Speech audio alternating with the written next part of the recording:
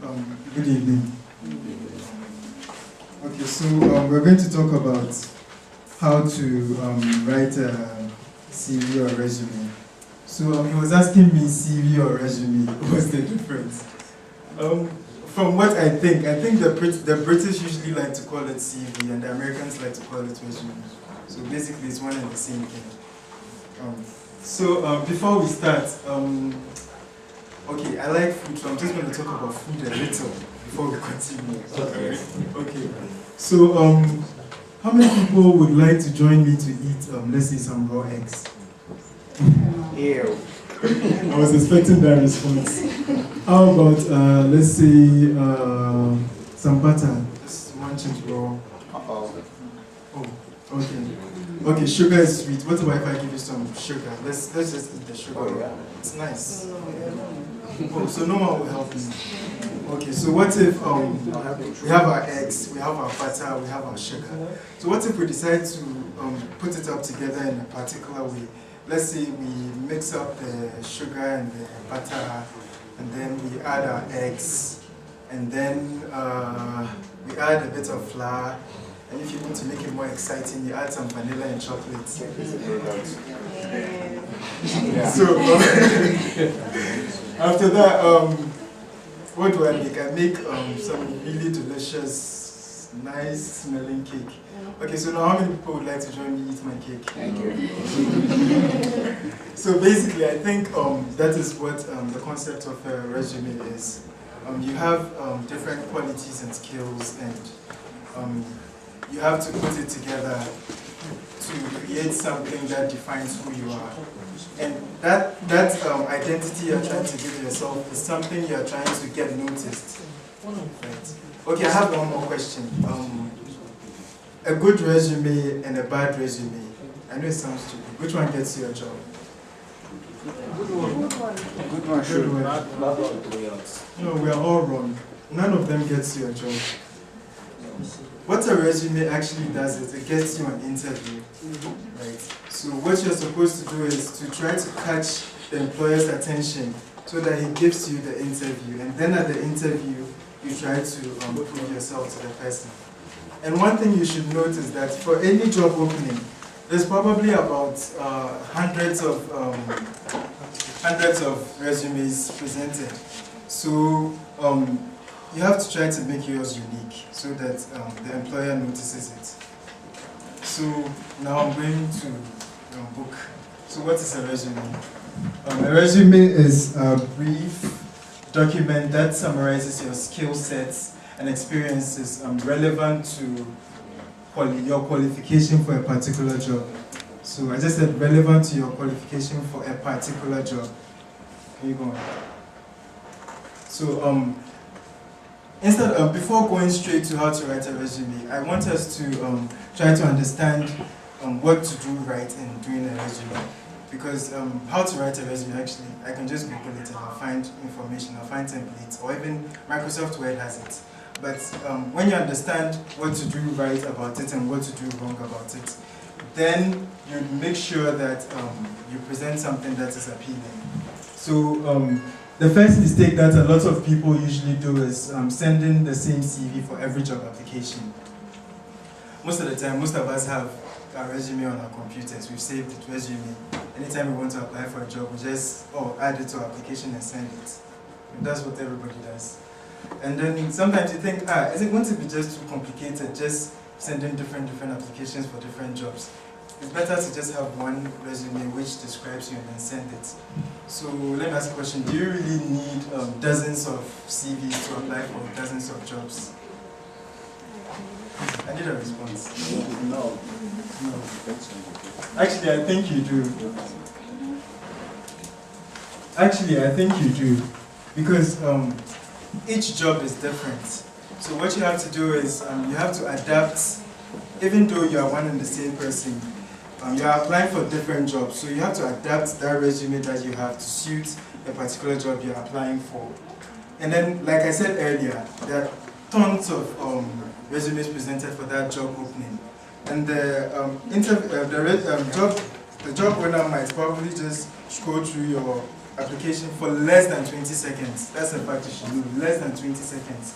So you should imagine, on that sheet of paper, you should put information that in less than 20 seconds, the person would find something unique about you and want to invite you for an interview. So in other words, your resume has to,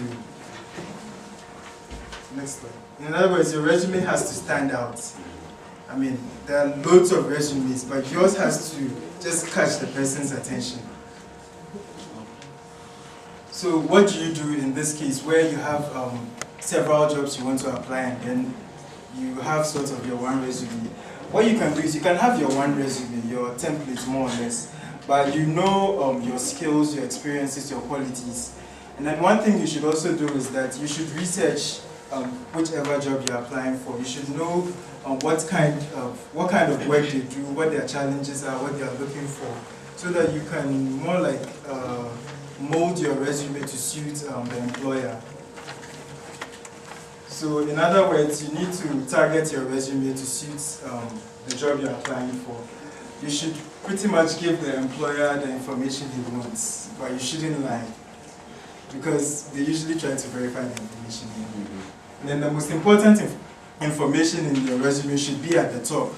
Remember, 20 seconds. So he should be able to see all the important things about you whilst he's just scrolling through before he gets to the bottom. And then there's some things that became norm about writing CVs. I call them cliches. They are like the usual things we hear. I have excellent communication skills. I am dependable. I have excellent leadership qualities. Please avoid them. Everybody does it. So then when you do it, you're just adding to the pack. Imagine the person is looking through hundreds. I have excellent, I have excellent, I have excellent. So yours doesn't really make any difference. And you're just making things worse for the person. So what you can do is,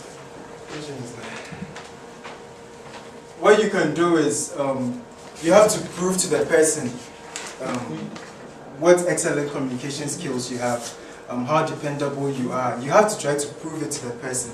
You don't have to tell the person that you are this, you are that. So maybe some aspects of your experiences in your resume contain something that shows how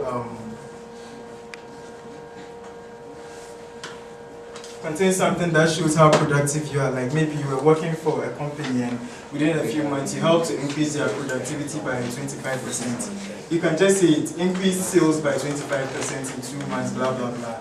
Or let's say you are just a star. Yeah, you know, you coordinate activities between dean's office and students. You can just say coordinated activities between university authorities and students, blah, blah, blah. That shows your leadership qualities. It shows how dependable you are, etc., etc. So there are certain words that are normally used in CVs. So they are called action words, verbs. And there's a particular way in which we write them. When you're writing CVs, you don't normally use the pronoun I or the word me.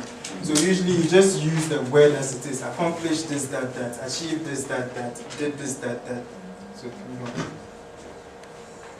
So basically, this is the basic format of a resume. It's usually a page, because like I said, you have 20 seconds. So in a page, the person should see everything the person needs from you. So how do you start? Like, if you're like me, that's probably, we're all in university, you've never written anything like a resume, and you really don't know what to do. You really don't know what to do. One thing that can be very useful is trying to gather information. So what you can do is make a big list of like everything you think you've done, or every accomplishment you've had in your entire life. Just make a big list of it. What this does, it allows you to get a quick overview of all your accomplishments before beginning your resume. It also puts all your accomplishments in one place so that you can keep adding to them. And then another thing it does is when you're choosing for an interview, you know what else you can add, at the interview to, promote yourself. And then you organize that big information into little bits. So you can organize it into education, where you talk about your university, school, your degrees, and your GPA, if applicable. I'll explain why I added if applicable. Okay, let me just explain now. You know, what if you had a GPA of 3.9 out of 4? I think you'd really like to put that on your CV, because the moment the person sees 3.9, his attention is deviated from everything you've written. Then the other scenario is, what if your GPA is, let's say, 2.3 out of 4? Please don't put it on your CV, because no matter how good the qualities you've written are, once the person sees 2.3, the person's judgment will be biased. So basically, that's why I wrote GPA, if applicable. And then you organize it into your employment. You talk about the jobs you've had. For us students, it includes internships. It's a job. So you still have some experience there. And then maybe some volunteering or services you've offered. And then the skills, that's where you talk about some of the little skills you have, the things you can do that another person cannot do. Maybe you are into computers, you know how to do several programs that I don't know how to do. Or you can speak French, you can speak Russian, you can speak whatever. And then another thing, in your research for the job, you probably see that maybe the company works with certain equipment and others. If you know how to use those equipment, you can add it, that you know how to use it, and that improves your chance, because then they don't really have to go through the hassle of training somebody new to use those things, because you already know how to do it. And then you talk about the honors you've got. That's maybe your academic, athletic, community awards, scholarships you've received, etc., etc. So right now we are going to do our CV. So we're trying to figure out which information we put into it, because we've piled up a whole chunk of information. So first of all, the first part of the resume, from that figure we saw, is your personal information. The first thing you put there, the first line, the very first line should be your name. And it should be bold. It should be larger than the largest fonts in the body. You should avoid using decorative fonts. Just use maybe Simple Times or Arial. It should just be something simple, you know. And then you shouldn't add any titles, Mr., Mrs., Doctor. No, it should just be your name. And then you have to add your address. So let's say you're living in school, you can add your school address and then maybe your home address. Then the person knows really how to get you. And then you should add your email address too. And by email address, you should use your name. That's more professional. So let's say like janedoe@email.com. Don't use like those kind of funny emails, bigboy@whatever.com. What's cheap? And don't forget to include your phone number. So like this is like a scheme of the personal information I've done. Our girl's name is Jane, her surname is Tenugo. She lives in Shibuya 3. Like, so basically this is how the personal information looks. And then objectives. The objectives is what you're looking for. So in that you're trying to indicate the specific position for which you're applying. It should be simple, clear, and concise. It does not need to be a complete sentence. It should just be a phrase which talks about what you want. And then you should also take advantage of information in the job opening. So, like, what they are looking for is what you say you're also looking for. So let's say there's a job opening for a surgical nurse. You can also say your job objective is to obtain a full-time position as a surgical nurse, to obtain a position as information technology specialist, to obtain an advanced level position in marketing, etc., etc. So I've just added that to my CV. We are trying to build a CV, so I've added that too. Can you go up a little? So this is it. We've added, our person is a nurse, so she's trying to look for a surgical nursing job. So let's go. And then the next thing is your education.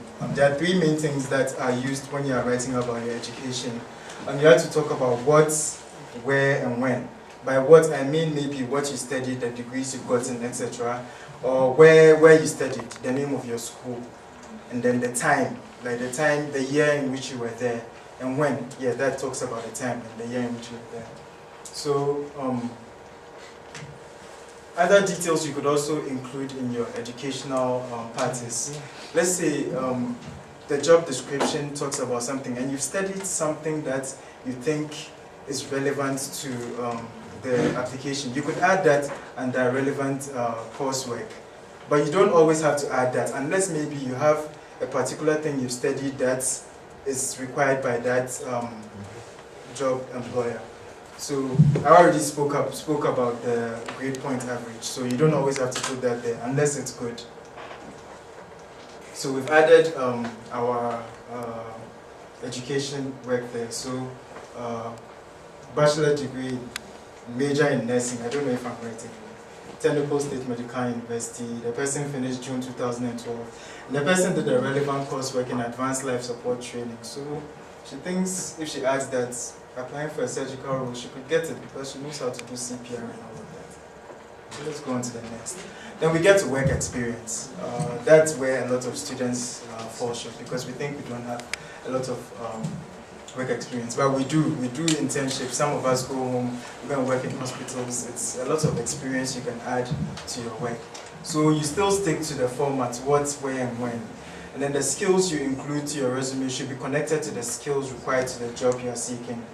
And then you should remember those words we spoke about, the skills related words.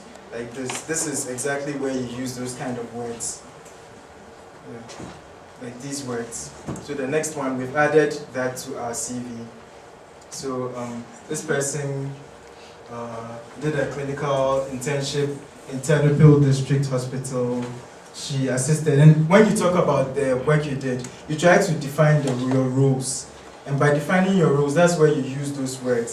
So this person assisted with medical procedures, assisted in surgeries, attended training seminars, etc., etc. Next one. So activities and honors. You could also use this to boost up your CV, especially if you've held some very important leadership roles and other things. So these things, like, they show the employer how versatile you are. Like I said, you don't have to write, I have good leadership qualities. But if you write, I was the president of, let's say, Nigerian Students Association, I organized this, I did this. Sorry, I said you don't say I. So organized, did this, participated in this, that, did this. It shows your good leadership qualities, your communication ability, and it helps. And so we've added that to our CV. It's getting smaller because I'm trying to fit it on the page. So in a nutshell, when you're writing your CV, like I said, you try to write less. You shouldn't put everything, unless you're a professor or something. I know someone, I read his CV, he was my senior in high school. His CV was maybe 10 pages. And well, I'll tell you why. He's a molecular physicist, and he teaches at Yale University. So I decided to read through his CV. This research in dots, quantum physics, this, that, like stuff I probably wouldn't even understand if I say in textbooks. Get it? So unless you're that level, then you can use maybe more than 1 page or more than 2 pages. But aside that, 1 page, concise, put every information there, and you're gone. So these are some resources you can use to check other things, other information. And a very important thing, can you go to the next slide? Very important, you need to proofread your work, proofread like 100 times, because mistakes in your resume makes you look lazy, stupid, apathetic, unqualified, and just generally not worth employing. Thank you very much for your attention. Thank you very much.